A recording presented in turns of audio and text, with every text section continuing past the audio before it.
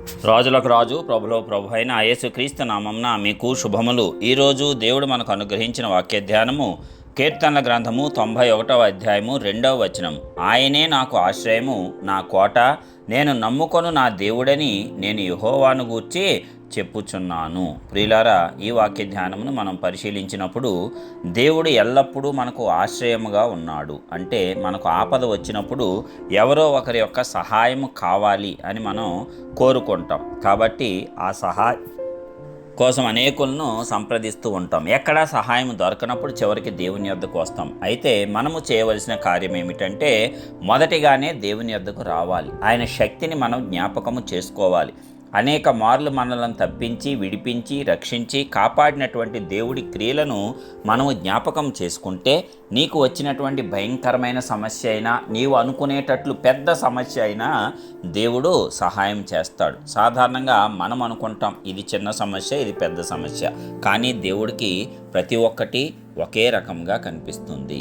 ఆయనకి జ్వరము ఒకటే, క్యాన్సరు ఒకటే. కాబట్టి ఈ రీతిగా ఆయన మనకు సహాయం చేస్తాడు. అయితే మనము ఇంత పెద్ద కష్టము వచ్చినప్పుడు మొదట మనుషులను ఆశ్రయిస్తూ ఉంటాం. కానీ మనం చేయవలసింది, దేవుడే మనకు ఆశ్రయము, మన కోట, ఆయన మనము నమ్ముకొనదగినటువంటి సహాయకుడు అని జ్ఞాపకం చేసుకోవాలి. ఇది ఎల్లప్పుడూ కూడా నిన్ను సురక్షితంగా ఉంచుతుంది. ఇక్కడ భక్తుడు చెప్తూ ఉన్నాడు కదా, ఆయనే నాకు ఆశ్రయము, నా కోట, నేను నమ్ముకొను నా దేవుడని నేను యెహోవాను గూర్చి చెప్పుచూ ఉన్నాను. అంటే దేవుడు గూర్చి సంపూర్ణంగా తెలిసిన తరువాత మాట్లాడినటువంటి మాటలు ఇవి. ఎందుకంటే అప్పటికే అనేకమైన మేలులు పొంది ఆ మేలులు జ్ఞాపకము చేసుకుంట ద్వారా వచ్చేటువంటి ప్రార్థన ఇది. మనము మేలులు పొందుతాము, ఒక్కొక్కసారి మర్చిపోతాం. అనేక మార్లు గుర్తుపెట్టుకుంటాం, కృతజ్ఞత చెల్లిస్తాం, కానుకలు అర్పిస్తాం, సాక్ష్యములు చెప్తాం. అయితే కొంతకాలానికి వాటిని మర్చిపోయి వేరొక సమస్య వచ్చినప్పుడు మరలా భయం చెందుతూ ఉంటాం. ఇది మానవులుగా మనకు వచ్చేటువంటి స్వభావం. అయితే దేవుడు దీనినే తొలగించుకొని నూతన స్వభావంను ధరించుకోమంటున్నాడు. ఎందుకు నీవు భయపడతావు? నేను ఉన్నాను కదా, నేను నిన్ను ఆదుకుంటాను కదా, నేను నిన్ను రక్షిస్తాను కదా, నేను నీకు సహాయము చేస్తాను కదా. రక్షింప నేరక ఉండునట్లు నా హస్తము కూర్చయిందా, విననేరక ఉండునట్లు నా చెవులు మందములైపోయాయా అని దేవుడు అడుగుతాడు, బాధపడతాడు. మనం కష్టము శ్రమ వచ్చిన వెంటనే ఆయన యొద్దకు వెళ్ళిపోవాలి. ఆయన యొక్క సహాయాన్ని మనం అర్థించాలి.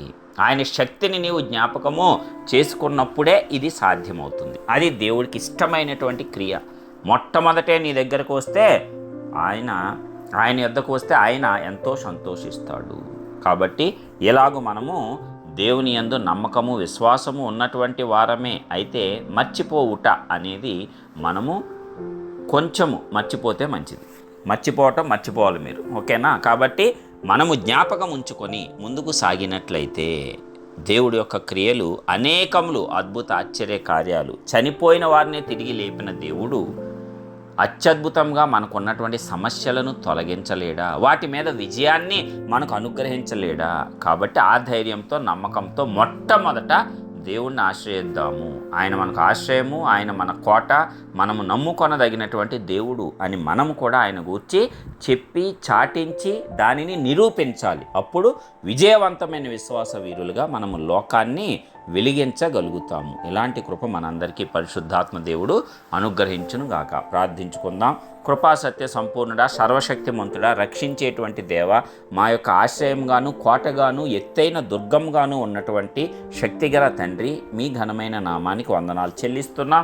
ఇదిగో మరి ఒక నూతన దినమును నూతన వాక్కు ద్వారా మాకు బయలుపరిచినందుకు నీకే వందనాలు, మమ్మల్ని బలపరిచినందుకు మీకే వందనాలు. అవును తండ్రి, మర్చిపోవుట అనేది మేము గనక తొలగించుకున్నట్లయితే, ఆ స్వభావాన్ని ఎల్లప్పుడూ జ్ఞాపకం ఉంచుకునే స్వభావాన్ని మేము కలిగి ఉన్నట్లయితే, నిన్ను మొదట ఆశ్రయించి నీ యొద్దకు వచ్చి మేము మొరపెట్టి విజ్ఞాపన చేసి దాని ద్వారా మేము ధైర్యాన్ని తెచ్చుకొని లోకంలో ఏదైనా సరే, ఎందుకంటే మీరే చెప్పి ఉన్నారు, భయపడకు నేను లోకమును జయించి ఉన్నాను అని. మరి ఆ వాక్కులన్నింటినీ మేము జ్ఞాపకం ఉంచుకొని ధైర్యంగా ముందుకు సాగి ప్రతి ఒక్క సందర్భంలోనూ విజయం పొందే కృప మా అందరికీ అనుగ్రహించి ఆశీర్వదించవలసిందిగా యేసుక్రీస్తు పరిశుద్ధ నామమున ప్రార్థించి విశ్వాసంతో పొందుచున్నాం పరలోకపు తండ్రి. ఆమేన్.